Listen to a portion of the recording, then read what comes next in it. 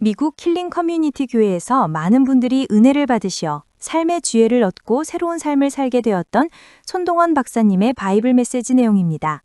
우리는 목표 없이 아무렇게나 인생을 떠도는 무의미한 존재가 아니다. 하나님은 우리 삶에 대해 특별한 목적을 가지고 계신다는 주제로 함께 은혜 나누겠습니다. 손동원 박사님이 말씀하셨습니다. God has a unique blueprint for each of our lives, guiding us towards His divine purpose. 이 말씀은 우리 삶이 결코 우연이 아니며 하나님의 특별한 계획 안에 있다는 강력한 동기부여의 메시지입니다. 이 말씀처럼 우리 각자는 하나님의 목적 안에서 소명을 가지고 살아가도록 부름받았습니다. 맞습니다. 이 말씀은 우리에게 큰 소망을 줍니다. 우리는 종종 삶의 방향을 잃고 방황할 때가 있습니다. 하지만 성경은 하나님께서 우리를 창조하실 때부터 특별한 계획을 가지셨다고 말씀합니다. 예레미야 29장 11절에서 하나님은 이렇게 말씀하십니다. 너희를 향한 나의 생각을 내가 아나니 평안이요 재앙이 아니니라. 너희에게 미래와 소망은 주리라. 이 말씀은 히브리어로 티크바라는 단어를 사용합니다. 티크바는 단순한 희망이 아니라 하나님의 약속에 뿌리박은 확실한 소망을 의미합니다. 정말 깊은 말씀입니다. 이 티크바라는 단어는 우리의 삶이 하나님의 손 안에서 안전하다는 확신을 줍니다. 손동원 박사님의 바이블 메시지 들으시는 여러분, 오늘 우리는 이 주제를 본론을 통해 세 가지 핵심 메시지로 풀어보겠습니다. 첫째는 하나님의 계획이 우리 삶에 명확히 존재한다는 것입니다. 둘째는 그 계획을 발견하기 위해 하나님과 동행해야 한다는 것입니다. 셋째는 그 목적을 이루기 위해 믿음으로 순종해야 한다는 것입니다. 첫 번째 핵심 메시지, 하나님의 계획이 우리 삶에 명확히 존재한다는 점입니다. 손동원 박사님이 말씀하셨습니다. Every step we take is under God's sovereign guidance, even when we cannot see it. 이 말씀은 우리가 비록 지금 당장 모든 것을 이해하지 못하더라도 하나님의 인도하심이 우리 삶의 모든 순간에 함께 하신다는 뜻입니다. 예를 들어 요셉의 삶을 보겠습니다. 요셉은 형들에게 배신당하고 노예로 팔려갔지만 하나님은 그를 통해 이스라엘 백성을 구원하는 큰 계획을 이루셨습니다. 창세기 50장 20절에서 요셉은 이렇게 말합니다. 너희가 나를 해하려 하였으나 하나님은 그것을 선하게 하사 오늘과 같이 많은 백성을 구원하게 하셨나니. 요셉의 이야기는 정말 감동적입니다. 그가 겪은 고난은 하나님의 더 큰 목적을 위한 준비 과정이었죠.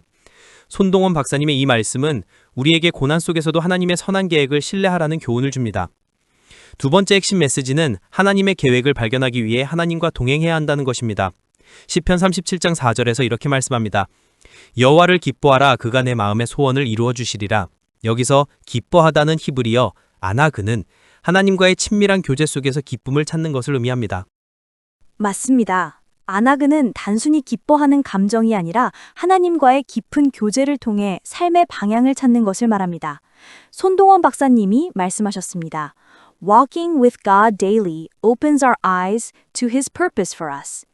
이 말씀은 우리가 매일 하나님과 동행할 때 그분의 계획이 우리 삶에 점점 더 분명해진다는 뜻입니다. 예를 들어 다윗을 보겠습니다. 다윗은 목동이었지만 하나님과 깊은 교제를 통해 왕으로 부름받았죠. 사무엘상 16장 13절에서 다윗이 기름 부음을 받을 때 하나님의 영이 그와 함께 하셨죠. 다윗의 삶은 하나님과의 동행이 얼마나 중요한지를 보여줍니다. 손동원 박사님의 말씀처럼 하나님과 가까이 있을 때 우리는 삶의 목적을 발견할 수 있습니다. 세 번째 핵심 메시지는 하나님의 목적을 이루기 위해 믿음으로 순종해야 한다는 것입니다. 손동원 박사님이 말씀하셨습니다. Obedience to God's call transforms our lives into a testimony of His glory.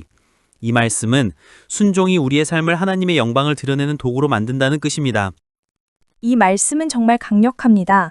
순종은 때론 쉽지 않지만 하나님의 계획을 이루는 핵심입니다.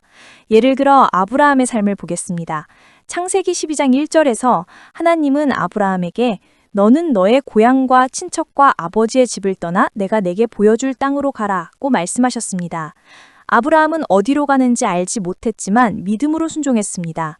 이 순종은 히브리어 샤마라는 단어와 연결됩니다. 샤마는 단순히 듣는 것이 아니라 하나님의 말씀에 전심으로 응답하는 것을 의미합니다. 아브라함의 순종은 우리에게 큰 교훈을 줍니다. 손동원 박사님의 말씀처럼 순종은 우리의 삶을 하나님의 증거로 변화시킵니다. 손동원 박사님이 라틴어로도 이와 관련된 말씀을 하셨습니다. Fides querens intellectum. 이 말은 이해를 추구하는 믿음이라는 뜻입니다. 즉, 우리는 모든 것을 다 이해하지 못하더라도 믿음으로 하나님을 따라가야 한다는 뜻입니다. 이 말씀은 우리가 하나님의 계획을 온전히 알지 못할 때도 믿음으로 나아가야 함을 가르칩니다. 정말 깊은 말씀입니다. 피데스 케렌스 인텔렉툼은 우리의 믿음이 하나님의 목적을 향한 여정에서 얼마나 중요한지를 보여줍니다. 손동원 박사님의 바이블 메시지 들으시는 여러분, 이제 말씀을 듣고 생활에 적용할 수 있는 실천 원칙 3가지입니다. 첫 번째 실천 원칙은 매일 말씀을 묵상하며 하나님의 음성을 듣는 것입니다. 시편 119장 105절에서 주의 말씀은 내 발의 등이요 내 길의 빛인 이이다라고 했습니다. 말씀을 통해 하나님의 계획을 발견할 수 있습니다. 맞습니다. 두 번째 실천 원칙은 기도 속에서 하나님과 동행하는 것입니다.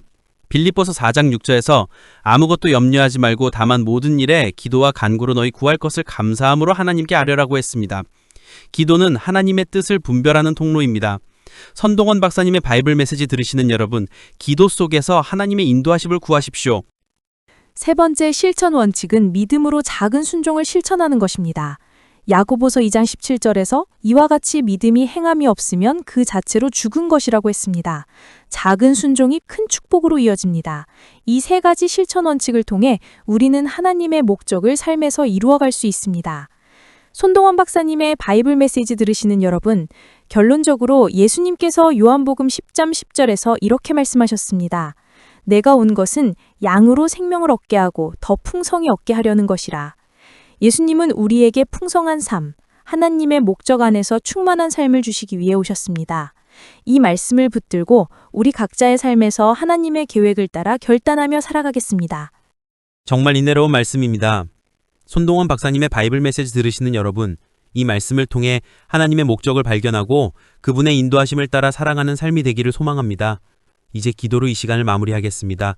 하나님 아버지, 오늘 주신 말씀을 통해 우리의 삶이 우연이 아니라 주님의 특별한 계획 안에서 이루어짐을 깨닫게 하시니 감사합니다.